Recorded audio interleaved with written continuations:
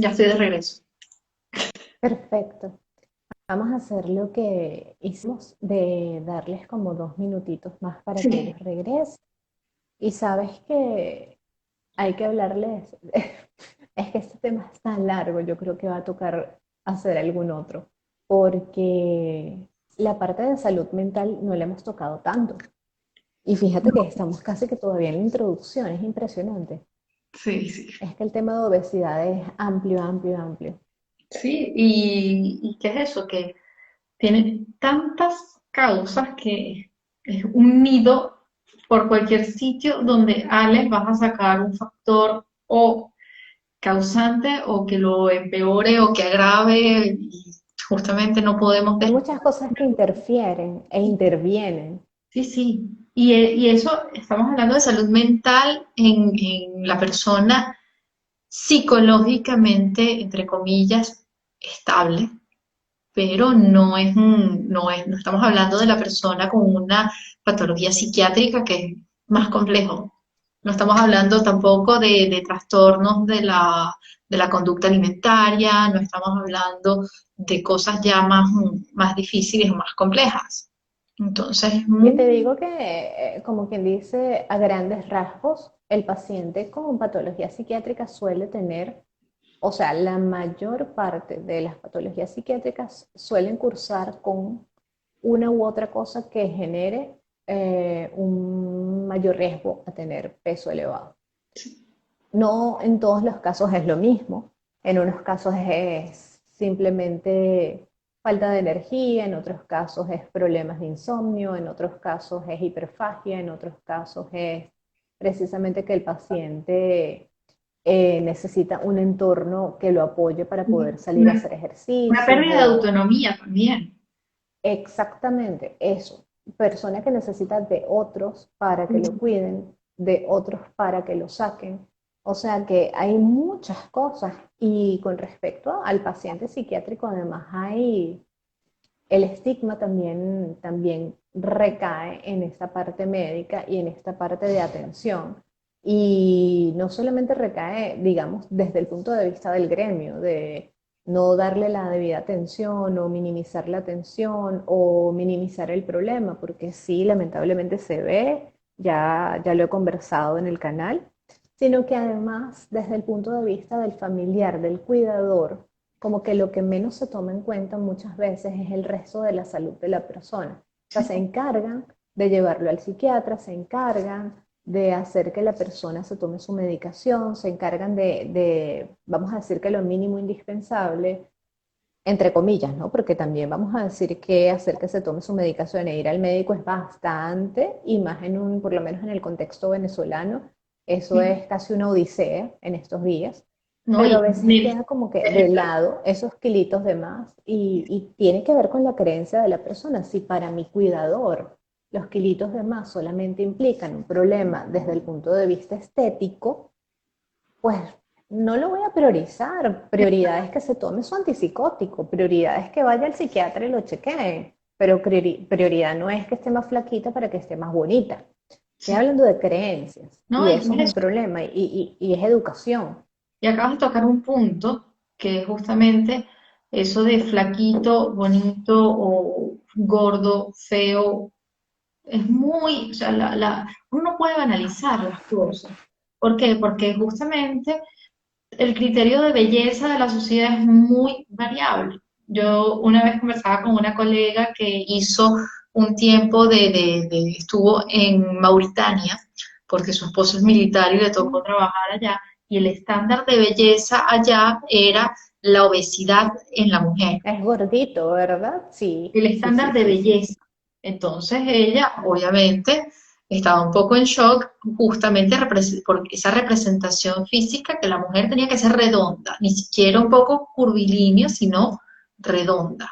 Y justamente se pasa de un extremo al otro, porque yo estoy en Francia, donde las francesas todas miden 1,70 m o más y son flaquísimas. Entonces, oye, son cambios, un shock entre culturas para nosotras venezolanas. La venezolana, como dirían muchos, tiene que estar explotada y muchas veces ese explotado se hace con plástico, pero la mujer, dependiendo de dónde esté, y digo la mujer, va a depender de ese ojo de la sociedad que es quien lo juzga. El hombre Sí. también en un cierto punto, según su virilidad, lo hace es un abdomen marcado y no lo hace un abdomen prominente. Y muchas veces somos tan básicos que decimos, yo quiero estar con un hombre así, yo quiero estar con una mujer así, o yo me exijo a mí misma pesar o verme de esta manera. Y muchas veces no es compatible, porque yo ni que me ponga unos tacones inmensos que no pueda ni caminar, voy a ser más alta de lo que soy. Yo me quedé en esta estatura y tengo que aceptar que esta estatura, por ejemplo, la tengo. Con el peso, pues, tenemos que ser realistas en qué punto. Si yo sé que tengo un peso más bajo del que yo debería tener, tengo que llevarlo a una norma porque puede ser un riesgo para la salud. Y del otro lado también, si yo tengo un peso más elevado del que debería ser, voy a tratar de mejorar. Pero no me puedo comparar con otra persona. No me puedo comparar No, no, con... no. Tienes que ser, como dice el cliché, la mejor versión de ti mismo. Sí, sí, Pero el problema es que la gente se fija es en el espejo muchas veces y sí, no se fijan en, vamos a ir a un profesional médico que me haga este análisis corporal y me diga, mira, aquí podríamos hacer mejoras. Oye, ¿sabes qué? Estás deshidratado y eso crónicamente te va a traer problemas de estreñimiento, de dolor de cabeza, problemas con la piel, con todos los sistemas. La gente no, la gente se guía es por lo visual y eso ya tiene su sí, porqué casi antropológico, pero, pero hay que seguir educándolos porque hay mucho más sí, sí. que el espejo y el cómo nos vemos. Y una cosa que me han dicho, muchas personas me lo han dicho, y yo sigo firme, que es que ¿por qué tú no pones antes y después de tus pacientes en tu Instagram? Porque yo no pongo antes y después de mis pacientes, porque uno, son pacientes, no son clientes. Dos, el cuerpo y la evolución de cada quien es diferente. Eso es privado, eso es para mí. Entonces, a mí poner una foto de una persona en paños menores me parece exponerlo. ¿Y Es así. qué muestra que en el antes es una persona que está sujeta al juicio? Ay, mira cómo estaba de gorda, mira cómo tenía rollitos, mira cómo tenía la barriga. Y él después felicita a una apariencia que no sabemos cuánto tiempo va a durar.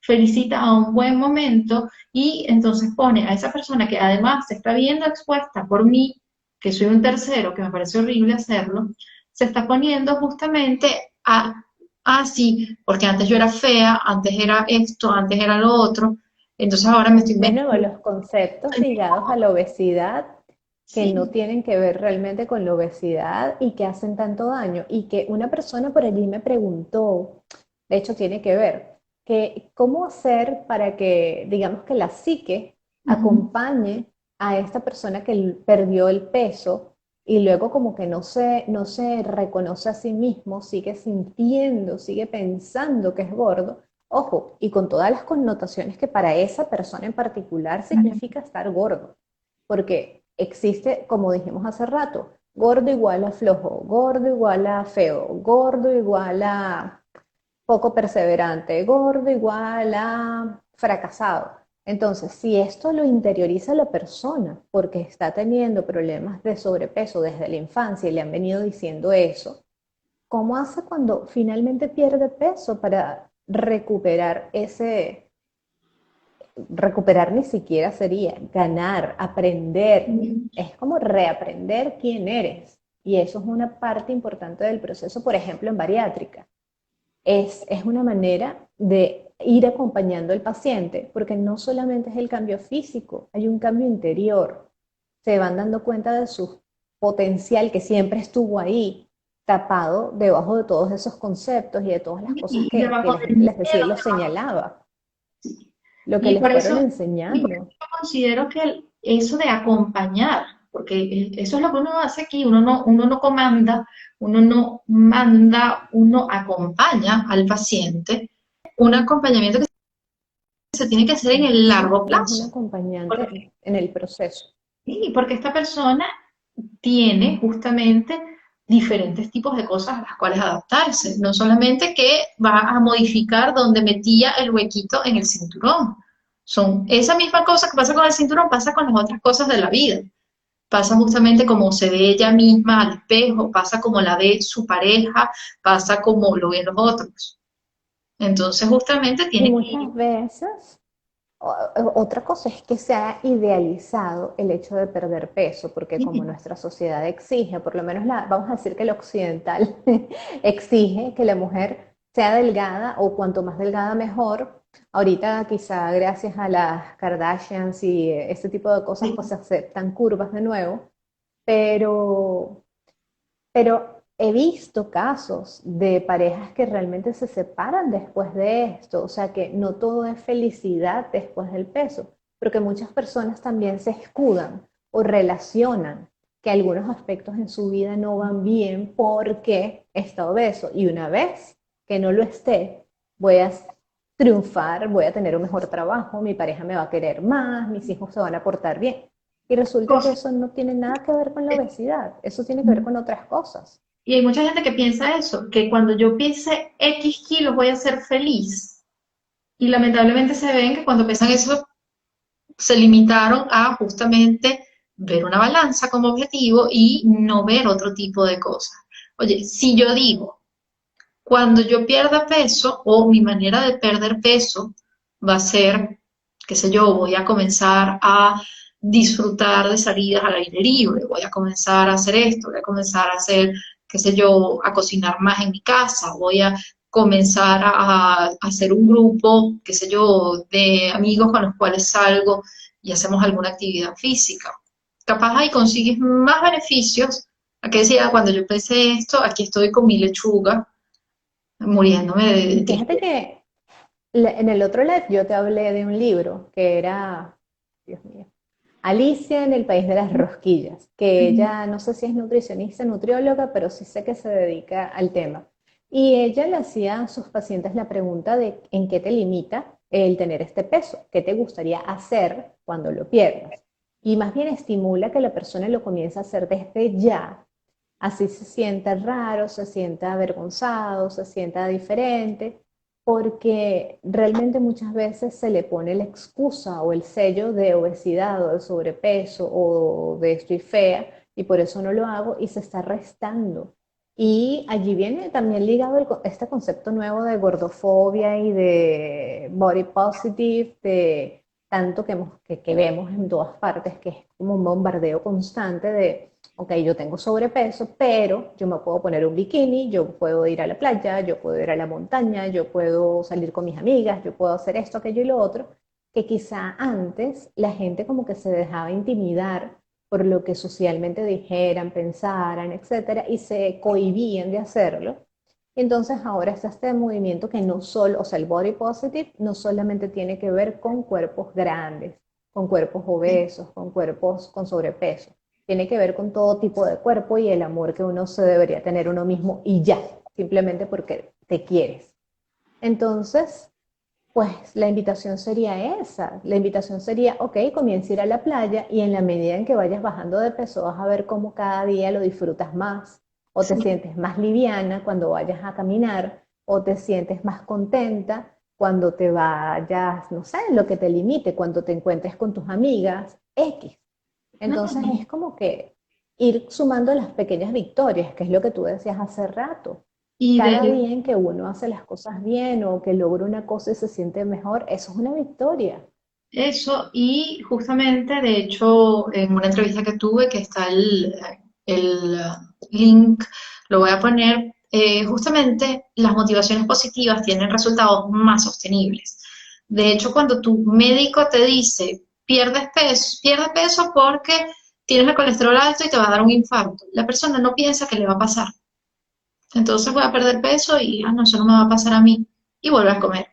O la misma persona que un día le salió, qué sé yo, la glicemia en el límite superior. Eso no me va a pasar a mí. Entonces pierde un poco las motivaciones. En cambio, cuando se pone motivaciones un poco más realistas y sobre lo positivo. Yo sé que cuando yo pierdo peso, yo duermo mejor. Y yo lo veo porque ya el efecto Ujú. mecánico del abdomen hace que yo respire mejor. ah, eso me gusta, eso me de despertarme relajado. Ese tipo de cosas positivas tiene un resultado más sostenible a eso que se ve como remoto, como una enfermedad cardiovascular, que se ve como una cosa que hasta me da miedo y no quiero pensar en ello, así que no me va a pasar. Entonces te Eso caes, es muy común, eso de no me va a pasar a mí. sí, sí, Es muy común y realmente a veces acontecimientos terribles como la pérdida de seres queridos o gente de nuestra misma edad por problemas cardiovasculares o por problemas metabólicos es cuando eso sacude a la persona, pero del resto lo ve tan alejado que sí, pasa también con el coronavirus. O sea, nosotros tenemos esa negación tan fuerte, esa sensación de que no nos va a pasar, como el embarazo adolescente, que típico el lema es, eso no me va a pasar a mí. Y es que sí te puede pasar, porque si te expones, si estás en ese mismo riesgo que los demás, ¿qué te protege a ti? Tú eres exactamente igual que los demás. sí, hay Entonces, muchas hay que cosas. hacerlo cercano. Sí, y lo mismo, por ejemplo, no hay que llevar las cosas al extremo. O sea, no me va a pasar que del día, de la noche a la mañana, me voy a convertir en obesa porque hoy me comí una pizza y además un helado. Si eso se convierte en mi rutina, hay más posibilidades de que gane peso. Entonces, hoy, puntualmente, no me voy a sentir culpable porque lo hice. Entonces tampoco llego al extremo de que mi alimentación es 100% sana, porque eso también es un trastorno de conducta alimentaria, pero tampoco lo llevo al otro donde me desayuné 3 donas, me almorcé una pizza entera, merendé 2 helados y cené no importa qué. Y justamente es un balance. Y ese balance Vale. es irlo consiguiendo de una manera idealmente acompañada y volvemos otra vez a llover sobre mojado, hacerlo con un especialista, porque si no vas a encontrar Con un equipo. sí, ¿no? Y vas a encontrar entonces la despensa llena de semillas de chía, de un whey protein que ya no sabes cuándo se vence, vas a encontrar capaz algunas pastillas que te compraste hace yo no sé cuánto tiempo, unas cosas bizarras, harina de almendras, de coco, de garbanzo, y no sabes qué hacer. Entonces llevas una alimentación gluten free, pero sigues con, no sabes. No sabes a qué tipo de actividad física, porque este te recomienda que hagas cardio en ayuno, pero el otro te recomienda que hagas pesas, entonces no sabes qué hacer, pero nunca Necesitamos fuiste, saber de quién nos informamos también, que nunca es fuiste, siempre otra conclusión a la que llegamos. Es importante saber de dónde sacas la información y sí, no debe ser de personas que no estén certificadas, no debe ser de personas que simplemente hayan pasado por el proceso, porque el hecho de pasar por el proceso te hace entender mejor el proceso en sí, pero en ti, más que en los exacto. demás. Entonces no puedes reproducir tu caso con los demás. Ojalá. Ojalá porque tendríamos una única receta para todo el mundo y no habría ningún tipo de problemas con el peso, pero no es así. ¿No? Y lo que funciona Entonces, tiene que para uno, ser, para el otro. O sea, ¿cómo tú vas a exigirle a todo el mundo, por ejemplo, que su última comida del día va a ser a las 6 de la tarde, por ejemplo, o a las 7 de la noche? Si hay una persona que a las 6 de la tarde todavía está en el trabajo, entonces cuando llega a su casa que ya no comió, ya se pasó o la hace hora. guardia, y O se hace hace guardias guardia, nocturnas. ¿Qué pasa? o algún estudiante que se tiene que quedar hasta medianoche o hasta más tarde despierto. No es lo mismo tampoco esa persona que dice, ah, sí, yo voy a ayunar hasta las 12 del mediodía, pero sucede que está parado desde las 6 de la mañana exigiéndole al cuerpo trabajo que a veces es físico. Entonces, no todos somos iguales. O como que tú le digas a una persona que es vegetariana que ahora no, tienes que hacer un keto donde además las frutas son satanizadas, te vas a desnutrir, no vas a tener Solamente frutitas del bosque y y, fresas y en lechuga, miniatura. ¿sí? Porque hasta a las leguminosas, los granos tienen carbohidratos, entonces no puedes individual, no puedes decir esto me funciona a mí, tú lo vas a hacer de la misma manera. Incluso uno mismo va evolucionando y decides cómo te sientes mejor. Por ejemplo, hay personas que intentan hacer una alimentación vegetariana y como no saben combinar, terminan con unos kilos de más porque se ven que constituyeron un plato de este tamaño donde ponían papas, garbanzos, arroz, Arroz, maíz, lleno todo de lo que se les ocurrió. carbohidratos. mismo tiempo. Y se encuentran, tengo hambre, porque no tienes fibra o no tienes suficiente proteína vegetal, etcétera. Entonces no significa que todos los planes de alimentación son iguales. O lo mismo, una persona que capaz cuando tenía 25 años su peso estaba normal, está embarazada o tuvo un embarazo reciente y ganó peso y le cuesta perderlo, o se convirtió, le cambiaron la etiqueta. Ya no eres ya no estás de sobrepeso, ahora bendecido, eres obeso.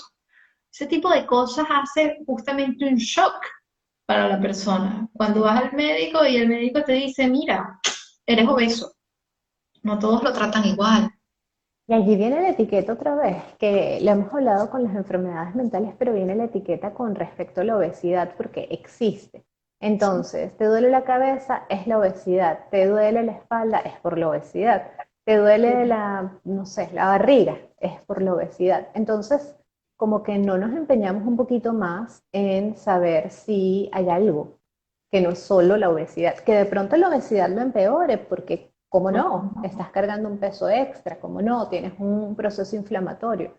Y otra cosa, tienes que darte cuenta de en cuánto tiempo se ha establecido esta obesidad. Tú decías, no es lo mismo una persona que tiene obesidad desde la infancia, por ejemplo, por cuestiones de hábitos alimentarios, por cuestiones de lo que sea el modelaje de la casa, por el efecto psicológico que haya tenido en esa persona por haber sufrido de bullying, de rechazo, de burlas, de lo que sea, y las creencias que tiene sobre sí mismo, que una persona que tiene una obesidad que se estableció, como dices tú, después del embarazo y tiene una data de un año, porque vemos, y volvemos a lo mismo, vemos que la persona está obesa, pero no sabemos cómo están los procesos internos.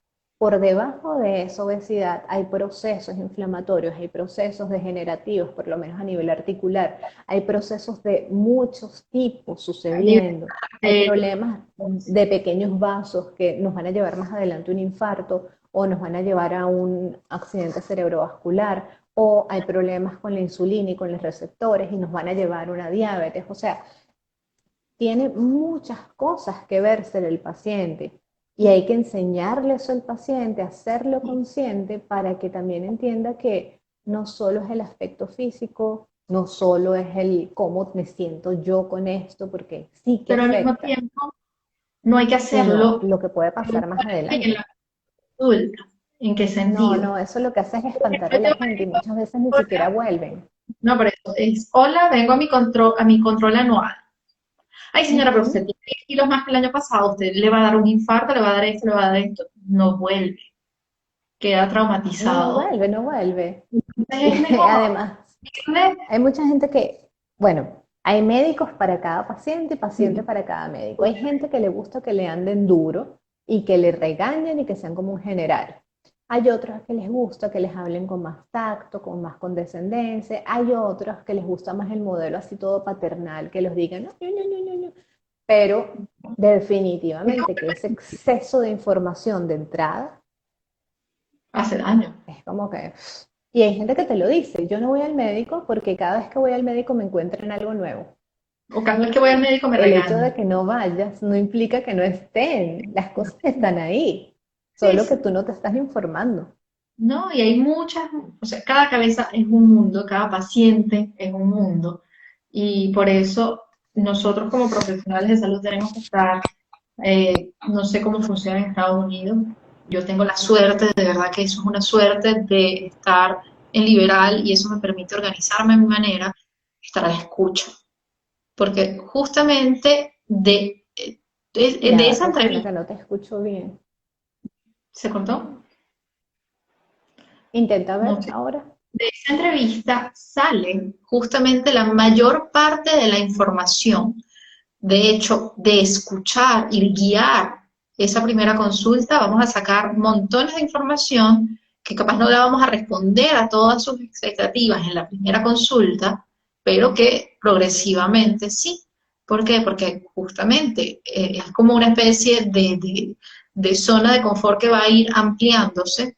La persona no está lista para hacer todos los cambios al mismo tiempo. Por ejemplo, si vienen de la parte de su médico internista que ya le dio una lista de 3 o 4 medicamentos que además de esto le dijo, tienes que dejar el cigarrillo, que además de esto le dijo 10.000 cosas, pues no todas las cosas van a entrar juntas al mismo tiempo. Entonces tenemos que lograr un equilibrio, una comunicación entre el equipo, porque, por ejemplo, de nada me sirve que yo venga a contradecir a lo que su médico internista le dijo o contradecir al endocrinólogo, sino antes de contradecirlo, si hay alguna discrepancia, hacer un tipo de correo electrónico, etcétera, y que sugerir la presencia de un psicólogo o de un psiquiatra no sea visto como un tabú. Es No, difícil yo sugerir. sé. Eh, Fíjate que ahorita están diciendo bueno, están diciendo, digo, las instituciones y la gente que tiene las estadísticas en mano. Estoy hablando de, no sé, la OMS, que bueno, ahorita no está muy en boga porque la gente la acusa de muchas cosas, pero bueno, digamos que es la institución que más datos maneja a nivel mundial y que bueno, se le tiene que creer hasta cierto punto, pues porque no tenemos algo mejor. Pues ellos nos alertan, nos alertan, nos alertan de una crisis de salud mental, pero la gente no consulta. Eso es no, una cosa importante. Igualito que tenemos una pandemia con la obesidad desde los 80 y la gente no consulta. De no, hecho, cada vez se hace más normalizado y en esto no me estoy metiendo de nuevo con el body positive y que haya más tallas, porque no, no, no, no, eso no.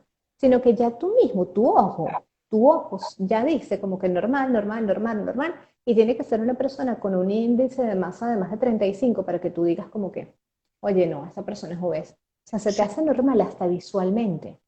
totalmente. Y de hecho, cuando eso lo ve uno, cuando nosotros éramos niños, había capaz uno o dos personas gorditas en el salón de clase. Y ahora Ujú. uno ve la obesidad desde la infancia. Entonces, esto Sí. nos debería alertar. Yo hablaba con mis alumnos hace 2 semanas, tuvimos una clase sobre el hígado graso y la parte que se llama NASH o esteatohepatitis no alcohólica que puede Ujú. llegar a una cirrosis. Antes hablábamos de que los problemas de hígado es o alcohol o hepatitis viral, pero cada vez más vemos Más problemas graso. ligados a la alimentación que van a volverse crónicos. Entonces, está ese lado, está la presencia de placas de ateroma desde la infancia. Entonces, estamos creando justamente enfermedades crónicas, que son, uno las llamaba enfermedades crónicas no transmisibles del adulto, porque justamente no se la vas a contagiar a alguien, cada vez más precozmente, y están ligadas a la ¿Y qué es obesidad. lo que pasa? Si tenemos un niño de 8 años con obesidad que ya está tomando tratamiento para diabetes e hipertensión, imagínate cómo va a estar a los 20, ya va a tener 10 años de acción de lo que es la hipertensión y de lo que es la diabetes sobre su organismo. Entonces allí vamos a ver que ese niño de pronto a los 25 lamentablemente va a...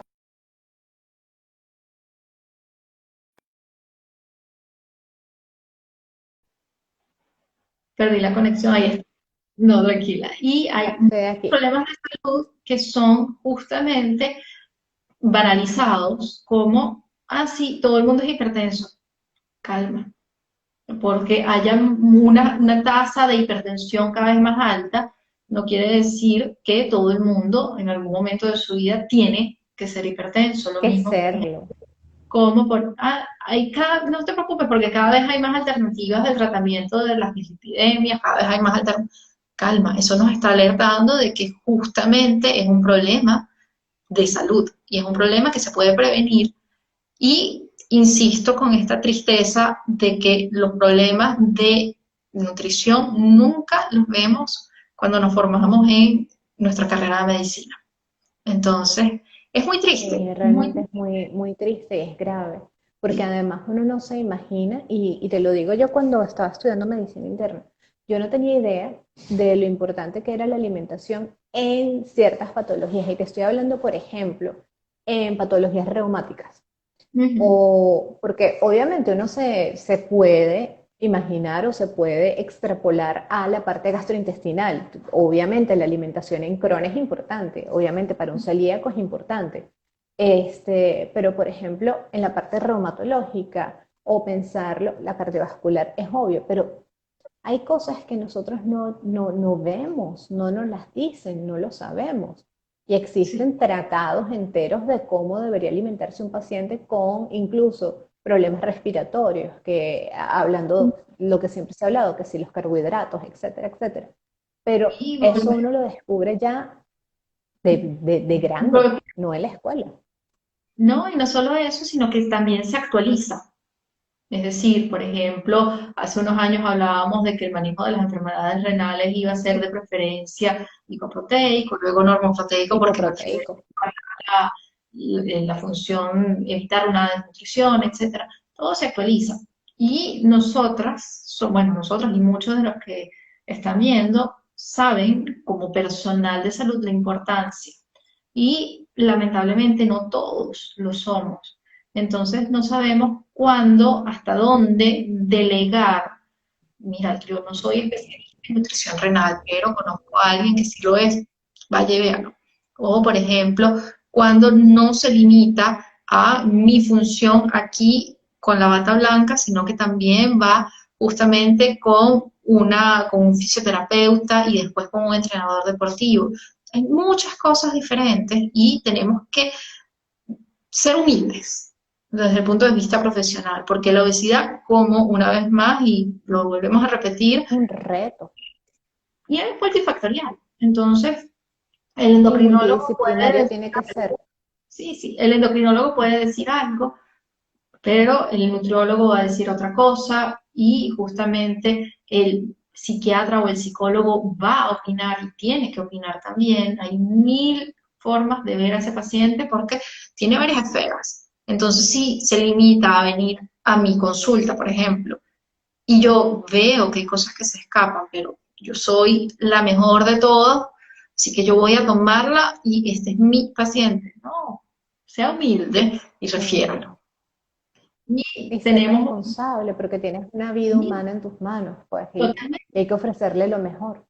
totalmente. Y está esa otra parte que todavía vemos que se banaliza mucho y dice la gente, ah, no, pero con que dejes de comer esto, ya, o con que no cenes, eso está listo.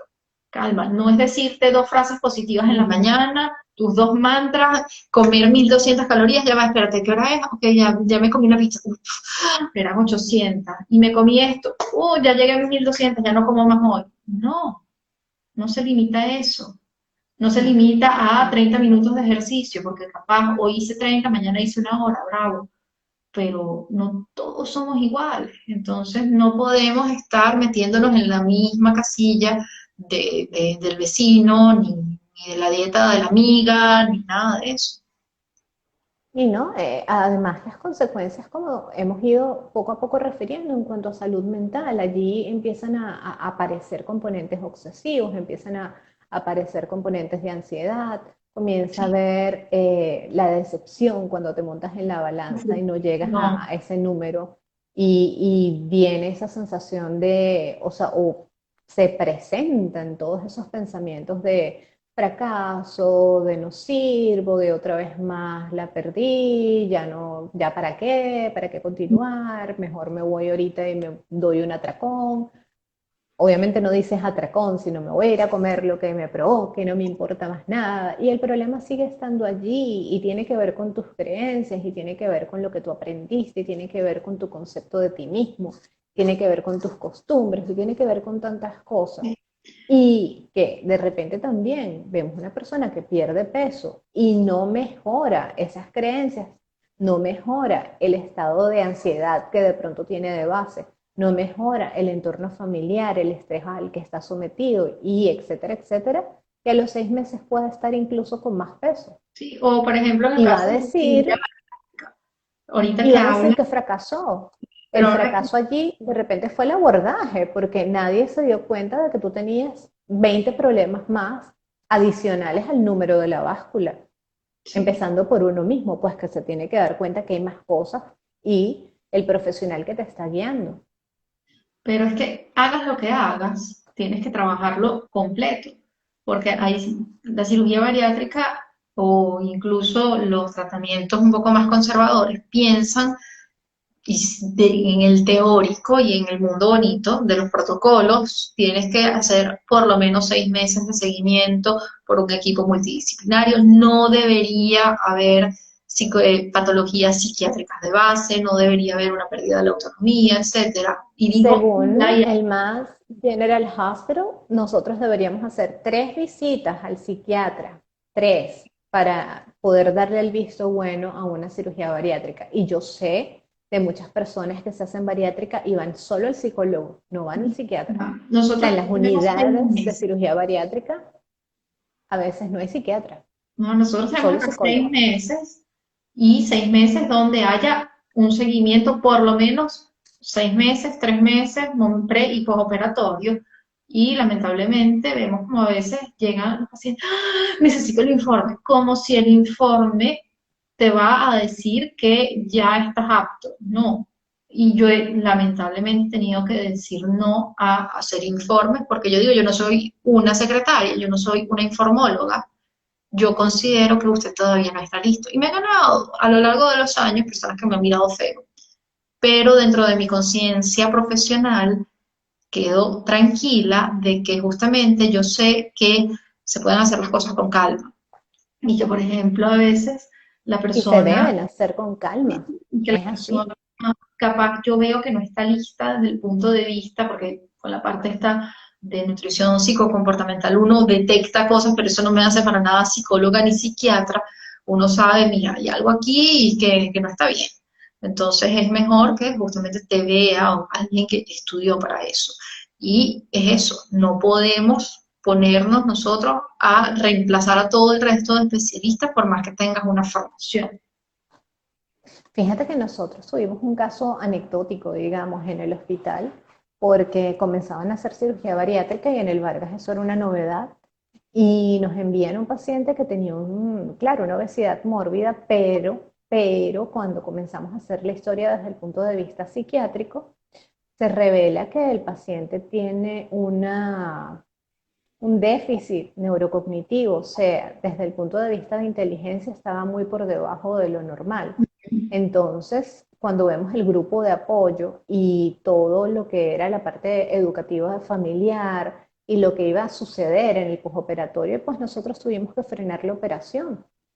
Y al final creo, dejaron al paciente muchos meses ingresado en el hospital intentando que cumpliera la dieta restrictiva para ver si luego lo aprobaban, etcétera, etcétera. Y resulta que por un lado le daban la dieta restrictiva en la bandeja del hospital, pues le llevaban su dieta Era especial. restrictivo. Y por otro lado, escucha, por el otro lado, su mamá le compraba chucherías y los amigos, él era muy, como muy jovial y muy carismático, e hizo amigos en todo el hospital y la gente le regalaba chucherías, porque justamente decían, ay, el gordito, vamos a regalarle una chuchería. Y él estaba allí para perder peso y él no lo entendía porque él tenía un problema de inteligencia por debajo de lo normal y él a veces te lo confesaba y se reía como que, bueno, sí, me comí unos, no sé, me comí unos pepitos. Pero, ¿sabes? Realmente él, ¿qué va a pasar con él cuando haga la bariátrica? Él probablemente la va a perder y lo que vamos a Y hacer va a es ser poner en 2 gigas riesgo su vida. repetición, etcétera.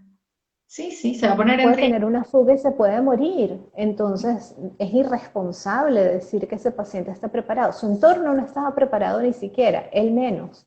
No, no, y es eso. Y parte de, por ejemplo, él estaba hospitalizado, pero ¿cuántas personas no hay que están en ambulatorio? ¿O cuántas personas lamentablemente por una torpeza de, de, de manejo no terminan con un trastorno de conducta alimentaria? Por ejemplo, hay muchos, muchos errores de manejo del paciente obeso que por algo de su salud mental que no está funcionando correctamente es el detonante de algo más. Entonces, en ese caso, bueno, ya tenía un problema cognitivo de base. Cuando una persona, por ejemplo, ya tiene un problema psiquiátrico de base, por ejemplo, una ansiedad o una depresión, capaz justamente el ponerlo en un plan de alimentación puede empeorar esa ansiedad porque le agrega factores E de incluso estrés. ponerle cierto tipo de fármacos, perdón. Y por eso es que uno tiene que estar bien pendiente de que el perfil de cada fármaco es distinto. Sí, De repente decimos que los antidepresivos todos trabajan con receptores de serotonina y resulta que no, que hay unos que tienen efectos histaminérgicos, igualito que uno puede decir que los antipsicóticos todos trabajan con dopamina, pero no, hay unos que trabajan con dopamina y con histamina. Y dependiendo de la afinidad y dependiendo de la potencia, esa gente puede ganar un montón de peso. sí, sí. Y entonces tenemos que ser tan cuidadosos, incluso para nosotros indicarle un tratamiento farmacológico a un paciente con algo psiquiátrico, necesitamos ver cómo está el estado de salud general, porque no lo debemos exponer a más riesgos. Subir los triglicéridos, el colesterol, lo que sea. ¿No? Y hay cosas Esos son también. nuestros antipsicóticos de segunda generación que son fantásticos para una cosa y terribles para la parte metabólica y para la parte del peso. Y la iatrogenia, que podemos estar haciendo también incluso con nuestras palabras, la iatrolalia, que es decir, el Mm. daño que podemos estar haciéndole a una persona que tiene o no un trastorno psiquiátrico o que tiene un trastorno psiquiátrico enmascarado, por ejemplo, un trastorno de conducta alimentaria, que sí tenemos que aceptar que son problemas y son enfermedades, que no es simplemente vanidad, O este, ganas de llamar la pues, atención, como sí, tanto un dice. capricho. Decir, por ejemplo, usted tiene obesidad, tiene que perder peso, yo no sé si estoy desencadenando una obsesión que puede llevar a una anorexia, por ejemplo, o le estoy diciendo a esta persona algo que puede empeorar un trastorno de conducta alimentaria tipo hiperfagia o bulimia cada vez que llegue a su casa. Entonces hay muchas cosas que hay que trabajar con pinzas y que muchas Sí, veces se nos escapan de las delicadeza. manos y nosotros, profesionales de salud, insisto, estamos conscientes de que eso existe, pero en las redes sociales todo es válido. Entonces, Fíjese lamentablemente, lo que propongo. Por cuestiones de horario creo que deberíamos dejarlo hasta aquí, porque ya son las 12 casi 40. ya se está poniendo oscuro por Eh, ¿Verdad? Y entonces lo que propongo es que tengamos una segunda parte y de repente incorporemos un poco más de lo que son los trastornos como tal de la parte psiquiátrica y ok, cómo se maneja la nutrición en ellos. Seguramente vamos a tocar de nuevo al paciente que no tiene un trastorno psiquiátrico, pero me parece que sería complementario a esto que hemos estado hablando. seguro, ¿Te parece? seguro. Bueno, gracias. Y los que no nos vieron, pues saben que va a quedar grabado en nuestro feed. Claro que sí, y luego se sube a YouTube y bueno, así también ustedes si quieren ver esta primera parte para que luego tengan más Las dos dudas, partes. todas las dudas que vayan surgiendo mejor. Ah, Las primeras dos partes. bueno, dividida en dos. La primera parte dividida en dos. Sí, Somos como esos libros, buenos continuará. libros que vienen, sí, que vienen por tomos así, pero es el mismo. Bueno, resulta que nos despedimos por hoy. Quedaremos al pendiente de nosotras dos para decirles cuándo continuamos con esto, porque sería también súper lindo y me encantaría, Rosana, te invito a repasar el mapa de la obesidad conmigo. Me Sí, encantaría repasarlo contigo. sí, es muy interesante, sobre todo porque así, y me gustó mucho esa frase, es dejemos de juzgar y empecemos a sanar, que esa es nuestra función aquí. Entonces, Es y así. no no solamente uno que se pone una bata blanca de lunes a viernes, sino también el entorno de esa persona tiene que ayudar a sanar. Mm. Entonces, Como seres humanos deberíamos ser más empáticos y más compasivos. Uno nunca sabe por lo que está atravesando la otra persona. sí, sí, Y deberíamos aprenderlo en general, pues no solo en la consulta, sino en el día a día. sí, nuestras palabras y nuestras acciones también pueden marcar, así que mejor hacer las cosas bien. Señor. Bueno, Muchísimas dejamos esto gracias. hasta aquí por ahora. Gracias a ti por la invitación Sí, y feliz domingo. gracias, Rosana. Chao, Feliz chao. domingo, que lo disfrutes. Chaito. Gracias, chao. Gracias.